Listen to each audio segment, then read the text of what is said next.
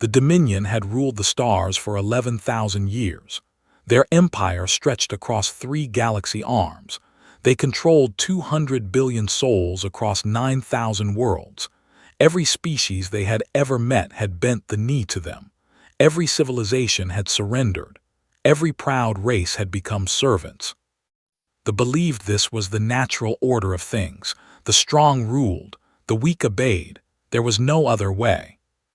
Archon sat on his throne made of black metal and watched the reports from his conquest fleets. He was 4,000 years old. He had seen empires rise and fall like waves on a shore. He had crushed rebellions before they could begin. He had erased entire species from existence for the crime of defiance. He was bored. Nothing surprised him anymore. Nothing challenged him. The galaxy was quiet, obedient, and empty of anything interesting. Then his communications officer brought him a strange report. A small ship had jumped into Dominion space near the outer rim. It was not from any known species. The ship was ugly and primitive. It looked like it had been built by children playing with metal scraps, but it worked. Somehow it worked. The 3rd Border Fleet had intercepted the vessel. Commander, a loyal officer with 200 years of service, had hailed the strange ship and demanded its surrender. The response had been unexpected. Watched the recording with growing curiosity. The alien ship's captain appeared on screen. She was a small creature with brown skin and dark hair pulled back from her face. She had 2 arms, 2 legs, and 2 eyes that held no fear at all. "I am commander of the Dominion," the recording played. "You have entered sovereign space. You will surrender your vessel. You will provide all information about your species and you will pledge eternal loyalty to the Archon. Failure to comply will result in immediate destruction." The alien captain tilted her head. She looked at Commander the way someone might look at a child telling a silly joke. "I am sorry," she said. "Can you repeat that? I want to make sure I heard you correctly." Commander repeated the demands, word for word. His voice was cold and certain. The alien captain listened. She nodded slowly, and then she did something no species had ever done in 11,000 years of conquest. She laughed. It was not a nervous laugh. It was not a laugh of fear or madness. It was the laugh of genuine amusement. Her whole body shook with it. She wiped tears from her eyes and tried to speak but could not stop laughing. Commander stood frozen. His crew looked at each other in confusion. This was not in any protocol. This was not any response they had ever trained for. "Oh my God," the alien captain finally managed to say. "Oh, that is wonderful, eternal loyalty. To who? You," she laughed again. "Does that line actually work on people?" "You dare to mock the Dominion," Commander growled. "I dare to mock anyone who talks to me like that," the captain said. She was still smiling. "Look, friend, I do not know who you think you are, but where I come from we do not do the whole bowing and scraping thing. It is not really our style. Your style is irrelevant. You will comply or die." The captain shrugged. "Everybody dies eventually, but I will tell you what, you seem really worked up about this. Why do you not take a breath, maybe get a snack, and we can talk like reasonable people?" The recording ended there.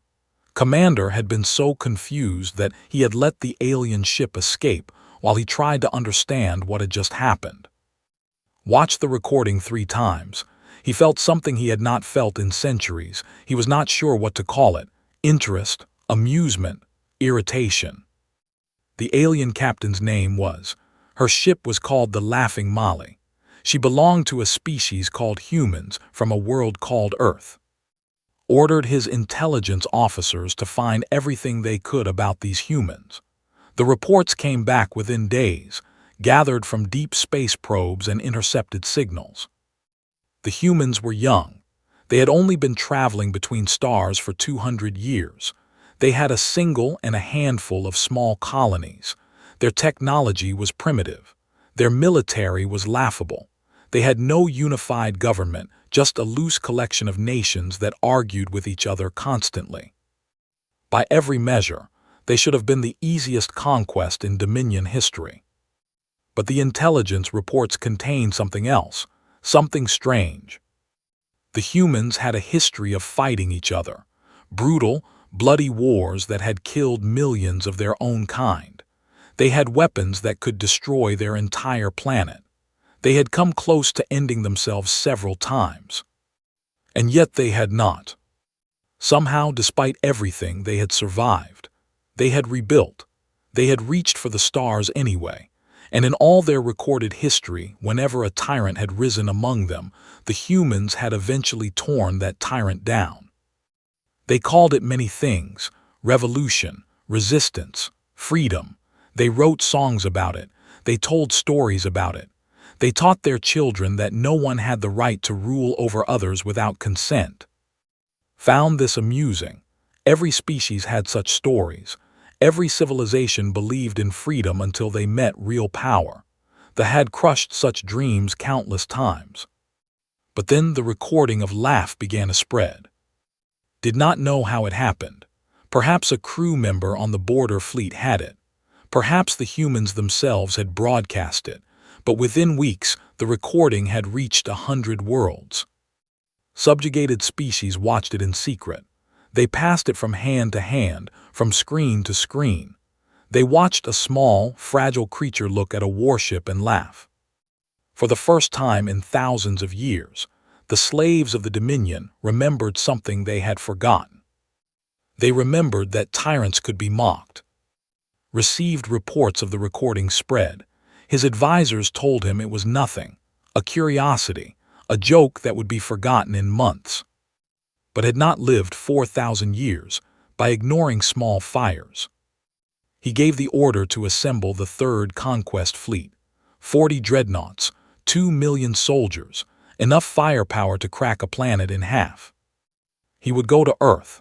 He would teach these humans the same lesson every other species had learned. He would make them kneel. And somewhere in the dark between stars, aboard a battered cargo ship held together with tape and stubbornness, Captain received word that they were coming. She gathered her small crew and told them the news. "Well," she said, "I guess I made an impression."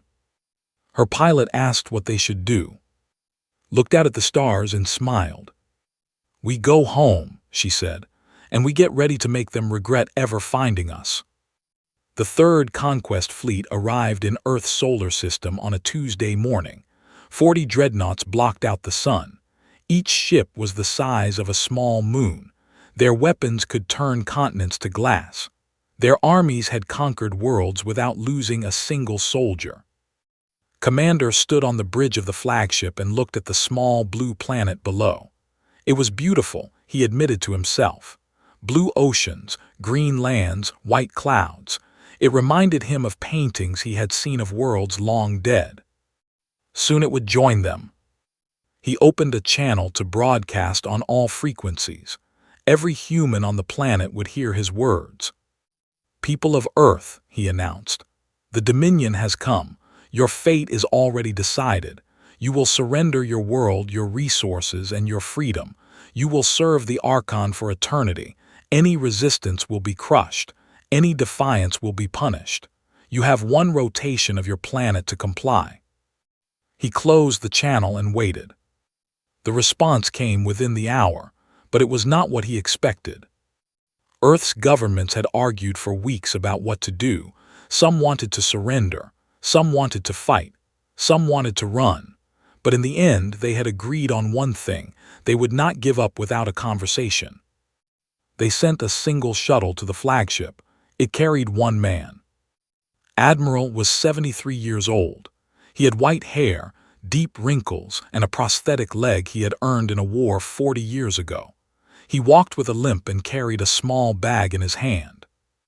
The soldiers who met him at the docking bay did not know what to make of him. He was old. He was slow. He smiled at them like they were friends he had not seen in years. "Nice ship," he said as they led him through the corridors. "Bit cold, though. You folks ever heard of heating?"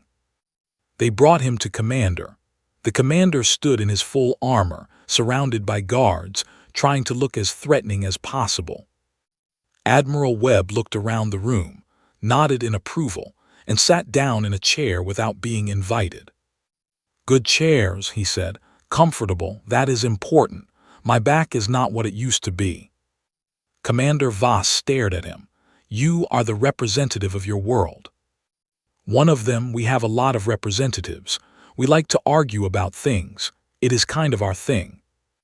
You understand that your world will be conquered." Admiral Webb opened his bag and pulled out a bottle filled with brown liquid. He placed 2 glasses on the table and poured drinks into both of them. "Son," he said, "let me tell you something about humans." Voss did not move. "I am not interested in stories." "Too bad, you are getting one anyway." Webb pushed 1 glass toward the commander. "My grandfather fought in a war against people who wanted to rule the world. They had better weapons. They had more soldiers. They thought they were the master race. You know what happened to them?" Voss said nothing. "They lost. Took a while, cost a lot of lives, but they lost. And you know why? Because they made the same mistake you are making right now." "And what mistake is that?" Webb took a sip of his drink. "They thought fear was enough. They thought if they were scary enough, mean enough, powerful enough, people would just give up. But that is not how humans work. You push us, we push back. You scare us, we get angry. You try to take our freedom, we will fight you until there is nothing left of us to fight." He leaned forward. "My mother marched in the streets for her rights when she was 16 years old. Police beat her. Dogs bit her. She marched anyway. My daughter has been arrested 3 times for protesting against injustice. She went back every time. We have been doing this for thousands of years, fighting kings, fighting empires, fighting anyone who tried to put chains on us." Webb smiled. It was not a friendly smile. "You think you are special. You think you are the first bully to point weapons at us and tell us to kneel. We have buried empires, son, and we will bury yours too." Commander Voss finally spoke. "You cannot possibly believe you can defeat us. Our technology is centuries beyond yours. Our fleet could destroy your entire planet in hours." "Maybe," Webb admitted. "Probably even, but here is the thing about humans. We are stubborn. We are stupid. We are impossible to scare into giving up. You can kill us, but you cannot make us stop fighting. And every day you fight us, every world watching will see that you can be resisted." He pointed at the window, at the stars beyond. "There are slaves out there, billions of them, species you have crushed into dust. They are watching right now. They are watching to see what happens when someone tells you no." Webb finished his drink and stood up. "So go ahead. Invade, bomb, conquer, do your worst. But understand this, you will never have peace. You will never have quiet. You will spend every day looking over your shoulder, wondering when the next rebellion will start. Because once people remember that they can fight back, they do not forget." He limped toward the door, then stopped. "The drink is bourbon, Kentucky made. It is pretty good. You should try it before you destroy the place that makes it." The guards let him leave. No one stopped him. Commander Voss stood alone in the room for a long time. He looked at the glass of bourbon on the table. He thought about the old man's words. Then he gave the order to begin the invasion. On Earth, Admiral Webb returned to the surface. The leaders of the world were waiting for him. They asked what had happened. "They are coming," Webb said. "Get ready." In cities across the planet, people gathered in the streets. Some prayed, some cried, some held their families close. But others did something different. They painted murals on walls. They wrote songs. They made signs that said simple things like, "We will not kneel and freedom forever." And in the night sky, as the first invasion ships began their descent, humans looked up at the enemy and did not look away. The war had begun, and the galaxy was watching. On a dozen worlds, slaves of the Dominion saw the broadcasts. They saw humans refusing to run. They saw an old man with a limp tell the conquerors to do their worst. And deep in their hearts, something that had been dead for centuries began to stir. Hoping. The invasion of Earth lasted 6 months. Cities burned. Millions died. The Voreth had weapons that humans could not match. Their soldiers were stronger, faster, and better trained. Their ships controlled the skies. By every logical measure, humanity should have collapsed in weeks. They did not. The Voreth took cities, but they could not hold them. Every building became a fortress. Every street became a trap. Humans who had never held a weapon learned to fight. Farmers became soldiers. Teachers became spies. Children carried messages through tunnels the invaders never found. But what confused the Voreth most was not the fighting. It was the laughing.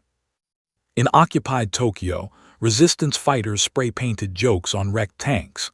The messages mocked Voreth commanders by name. They made fun of their armor, their ships, their speeches.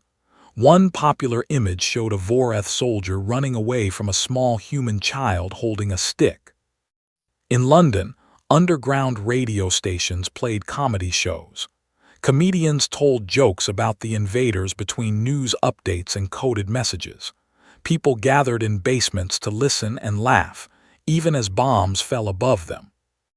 In Cairo, musicians wrote songs that spread across the resistance networks. The songs were funny and sad and angry all at once. They told stories of fallen heroes and stupid enemies. They turned Voreth propaganda into silly dances.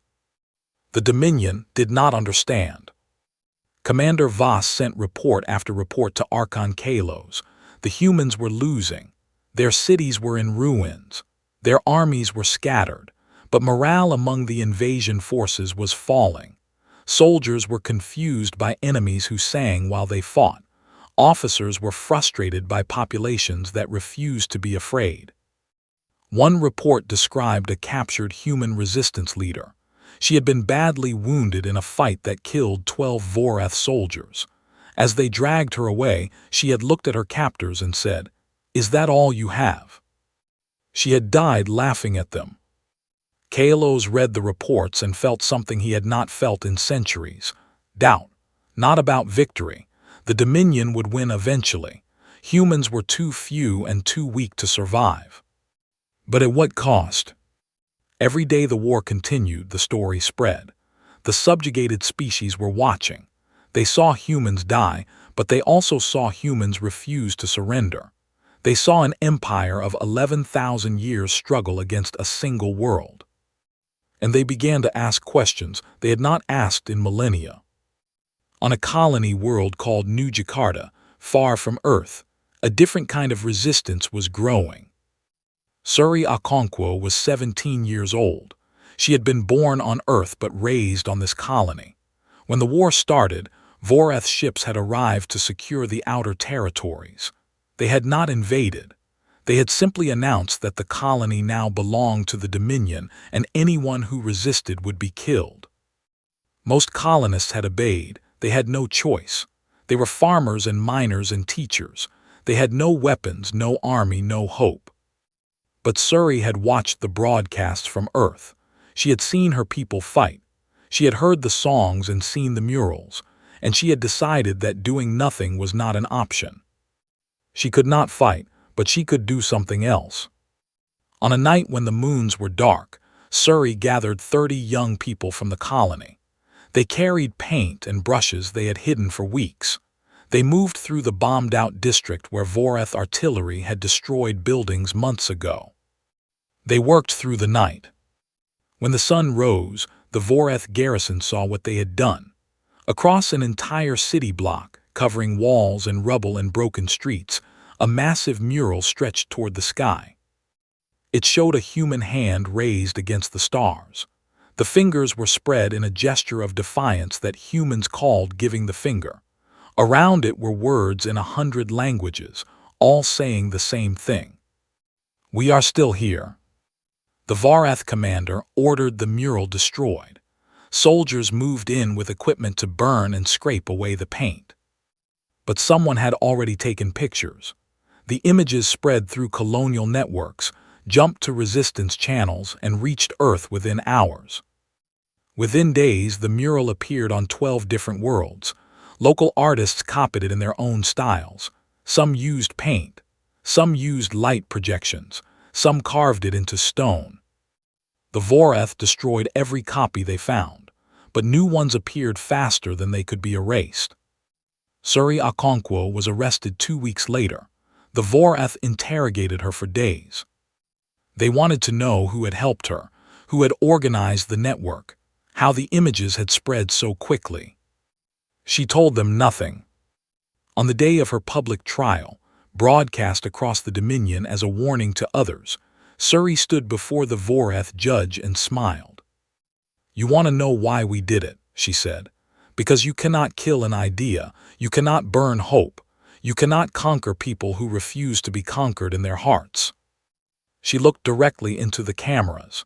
She knew billions of beings across the galaxy were watching. To everyone out there who thinks they are alone, who thinks resistance is impossible, who thinks the Dominion cannot be beaten, look at me. I am 17 years old. I painted a picture, and they are so scared of that picture that they put me on trial in front of the whole galaxy. She raised her hand in the same gesture from the mural. "We are still here, and we always will be." The Voreth sentenced her to death, but they never carried out the sentence. Riots broke out on 3 colony worlds before her execution date. The Dominion quietly transferred her to a prison instead. Back on Earth, the Resistance celebrated a small victory, but Admiral Webb knew the truth. They were running out of soldiers, running out of weapons, running out of time. Yara Chen found him standing on a rooftop, watching smoke rise from distant battles. "How long can we hold?" she asked. "Maybe a month, maybe 2. They have too many ships, too many soldiers." "So we lose." Webb turned to look at her. His old eyes held a strange fire. "Maybe, but you know what? Look at what we have already done. We have shown the galaxy that the Dominion can bleed. We have reminded every slave in their empire that resistance is possible. Even if they kill every human, they will never kill what we started." He smiled. "Some fights are worth losing." Yara nodded slowly. She understood. The war was not about winning. It was about proving that tyranny could be resisted. It was about lighting a fire that could never be put out. And somewhere in the dark, that fire was already spreading. Archon Kalos had not left his throne world in 800 years. He had not needed to. His fleets conquered in his name. His generals crushed rebellions before they grew. The galaxy bent to his will without requiring his presence. But Earth had changed everything. The war should have ended months ago. Instead, it had become a wound that would not heal. Every day brought new reports of unrest across the Dominion. Slaves whispered about the humans. They shared videos of the resistance. They painted symbols on walls where guards could not see. Kalos knew he could not simply destroy Earth. That would make the humans into martyrs. Their story would grow larger in death than it ever could in life. He needed something else. He needed surrender. Complete, public, humiliating surrender. He needed to break them. His throne ship, the Eternal Silence, was the largest vessel ever built. It carried a crew of 50,000. Its weapons could crack planets. When it arrived in Earth orbit, it blocked the sun for an entire continent. Kalos broadcast his demands to the human leadership. "You have fought well," he admitted. "Better than any species we have encountered, but the fight is over. Your world is surrounded. Your armies are broken. You have one choice left." He leaned forward on his throne. His ancient eyes glowed with cold fire. "Send your leaders to me. They will kneel before me and beg for mercy. They will renounce your foolish beliefs in freedom and choice. They will pledge eternal loyalty to the Dominion. This broadcast will be seen by every world in my empire. Your submission will teach the galaxy the price of defiance." He paused. "Refuse, and I will reduce your planet to ash. Every human everywhere will be hunted and killed. Your species will be erased from history. No one will remember you existed." The broadcast ended. Earth had one day to respond. In the ruins of the United Command Center, human leaders argued through the night. Some wanted to fight to the last. Some wanted to accept death rather than kneel. Some just wanted to save as many lives as possible. Yara Chen listened to them fight. She was tired. Months of war had worn her down. She had lost friends. She had seen things no one should see. Part of her wanted to give up. But a larger part of her remembered the laugh that had started everything. She remembered the look on Commander Voss's face when she had mocked him.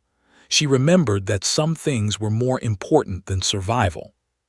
She stood up and walked to the center of the room. "I will go," she said. The room fell silent. "What?" Admiral Webb asked. "I will lead the delegation. I started this. I should be the one to face him." "He will kill you." Yara smiled. It was the same smile she had worn on that first day, when a cargo captain had laughed at an empire. "Maybe, but I have an idea." She spent the next hours gathering people. Not soldiers, not politicians, just people. Teachers and farmers, artists and engineers, workers and dreamers. 100 humans from every nation and culture on Earth. She asked them one question: are you willing to die for something bigger than yourself? Every single one said yes. They dressed in their own clothes. Some wore traditional garments from their homelands. Some wore simple work clothes. Some wore formal suits. One woman wore the jersey of her favorite sports team. They carried no weapons. They carried no white flags. They boarded a shuttle and flew to the eternal silence. The Vorath guards who met them were confused. They had expected cowering diplomats in chains. Instead, they found 100 humans standing straight, looking around with curiosity rather than fear. Yara Chen walked at their head. She nodded politely to the guards. "Nice ship," she said.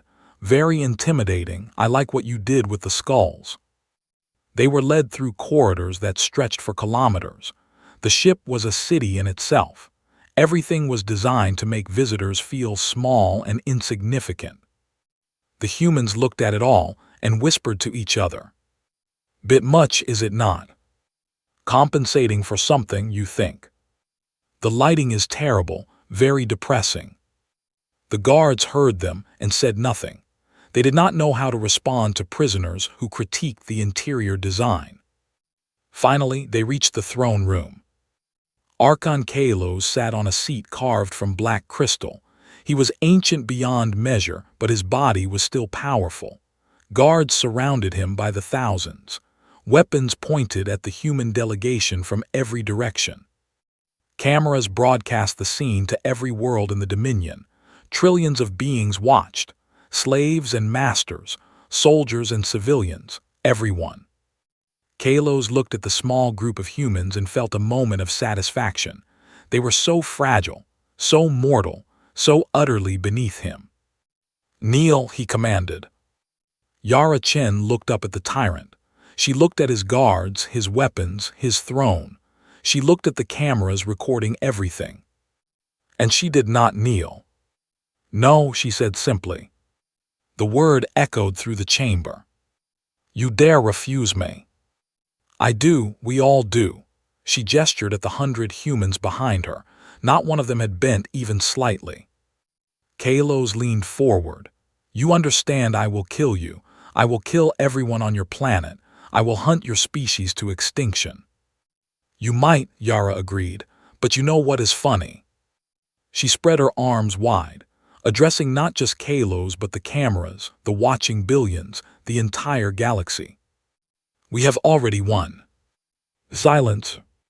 "You do not understand," she continued. "You think this war was about territory, about ships and soldiers and conquest, but it was never about that.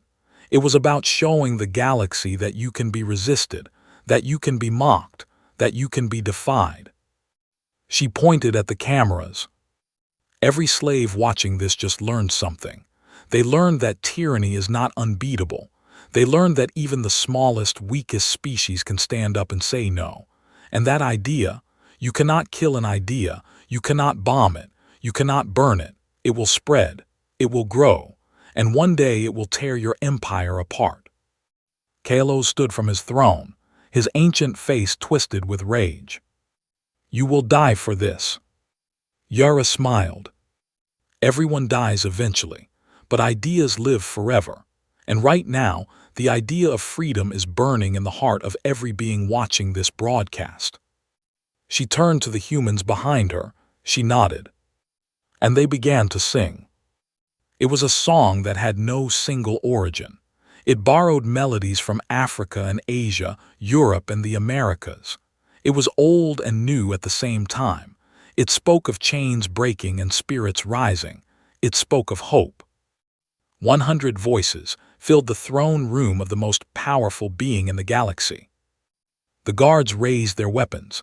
Kalos screamed at them to fire. But something strange happened. The guards hesitated. They were soldiers who had destroyed worlds without mercy. They had killed millions without a second thought. But standing before them were unarmed humans, looking death in the face and singing. For one moment, just one, the guards remembered that they had not always been soldiers.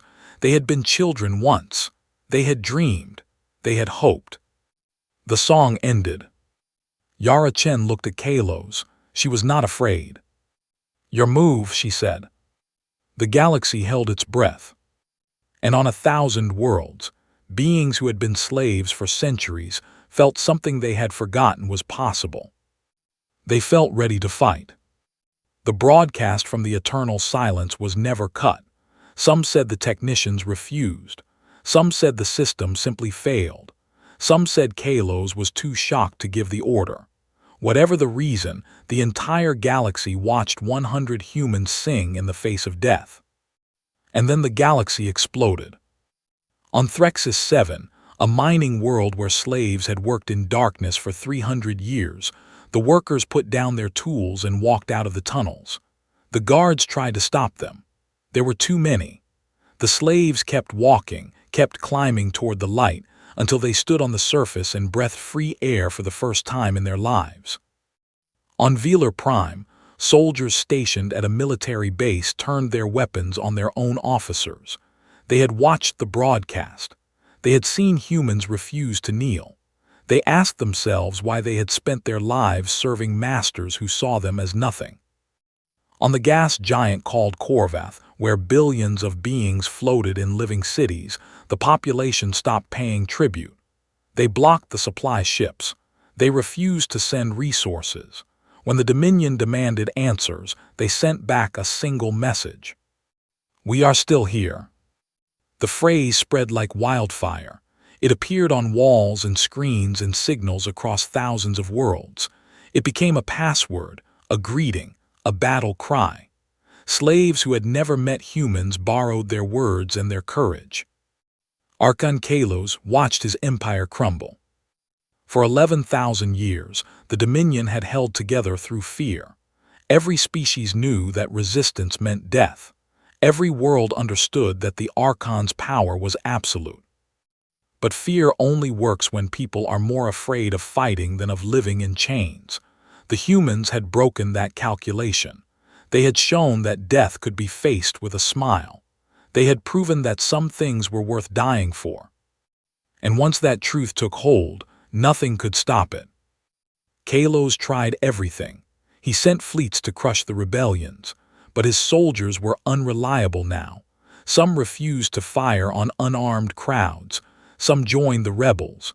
Some simply walked away and disappeared into the chaos. He tried negotiation. He offered better conditions, more freedom, anything to calm the storm. But the rebels did not want better cages. They wanted no cages at all. He tried to destroy Earth in revenge, but his own admirals blocked the order. They knew that killing the humans now would only make them legends forever. The rebellion would grow stronger, not weaker. Within a year, the Dominion had lost half its territory. Within 2 years, it had fractured into 100 pieces. Kalos retreated to his throne world with the last of his loyal forces. He sat in his palace and watched the stars he had once ruled slip away from his grasp. He had lived 4,000 years. He had built an empire that spanned galaxies, and it had all come apart because one small woman had laughed at his warship. On Earth, they held a celebration. It was not a military parade. There were no soldiers marching in lines, no weapons on display, no show of force. Instead, there was music and food and dancing. People from every nation came together to celebrate simply being alive. Refugees arrived from across the former Dominion. Species that had never seen Earth before landed in fields and cities and deserts. Humans greeted them with open arms. They shared meals. They shared stories. They shared the simple joy of freedom. Admiral Webb did not live to see the day. He had died 6 months earlier in a battle that saved 3 million lives, but they named a plaza after him, and his picture hung in windows everywhere. An old man with a limp who had told an empire to do its worst. Yara Chen stood on a stage in the center of the celebration. She looked out at the crowd of humans and aliens and felt tears in her eyes. Someone had asked her to give a speech. She had written 100 versions and thrown them all away. In the end, she decided to just speak from her heart. "A year ago," she began, "I was a cargo captain. I flew a beat-up ship and hauled supplies between colonies. I was nobody special. I had no army, no weapons, no plan." She smiled. "But I had something else. I had stubbornness. I had the belief that some things are worth standing up for, and I had friends who believed the same thing." She gestured at the crowd. "We did not beat the Dominion because we were stronger. We did not win because we had better weapons or smarter generals. We won because we refused to let them take the one thing they really wanted, our spirit." Her voice grew stronger. "Tyranny survives by making people believe they are powerless. It tells them they are too small to matter, too weak to fight, too insignificant to change anything. And once people believe that, they stop trying." She shook her head. "We did not believe it, and look what happened. One laugh started a conversation. One mural started a movement. One song started a revolution. None of us alone could have changed anything. But together we shook the stars." She looked directly at the refugees in the crowd. Beings from 100 different species, watching with eyes and sensors and organs humans could not even name. To everyone out there who was told they did not matter, you do. To everyone who was told resistance was impossible, it is not. To everyone who lost hope, hope is standing right here in this crowd in this moment, in every being who refused to give up. She raised a glass. "Welcome to freedom. It is messy. It is loud. It is often ridiculous. People will argue about everything. Decisions will take forever.